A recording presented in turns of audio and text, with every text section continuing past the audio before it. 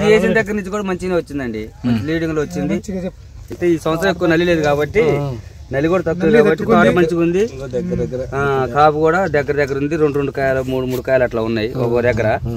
ఇంకోటి ఏంటంటే తోట స్టెప్పులుగా 2-3 స్టెప్పుల మీద వచ్చింది. చిక్కటి కాపే, చిక్కటి కాయ కూడా కాయ కింద ఉంది, సన్నగాయ బాగుంది. సలార్ మంచి చెట్టు పరిపాలగా టంచెలుగా వస్తుంది మంచిగా, స్టెప్ బై స్టెప్. సాలార్ అయితే మంచి విత్తనం, దగ్గర కాపు, నల్లికి తట్టుకుందన్న మంచిగా, స్టెప్పులు వచ్చింది, మంచిగా అనిపించింది. చిక్కడి కాపు ప్రతి సంవత్సరం మురళిన కంటే తీసుకుంటున్నాం గింజలు. మంచి విత్తనం, దగ్గర కాపు మంచిగా ఉంది, నల్లికి కూడా తట్టుకుంది కొద్దిగా.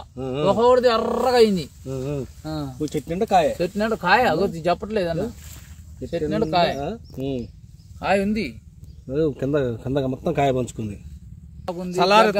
సలార్ విత్తనం బాగుంది, మాకు నచ్చింది. కొబ్బరికి నల్లికి కూడా తట్టుకునే శక్తి ఉంది. రంగు, కాయ క్వాలిటీ తాలు తక్కువ, కొమ్మకుళ్ళు కూడా రావడం చాలా తక్కువ వస్తుంది. గింజ మాత్రం ఫుల్, గింజ కాయ నిండు ఉంది.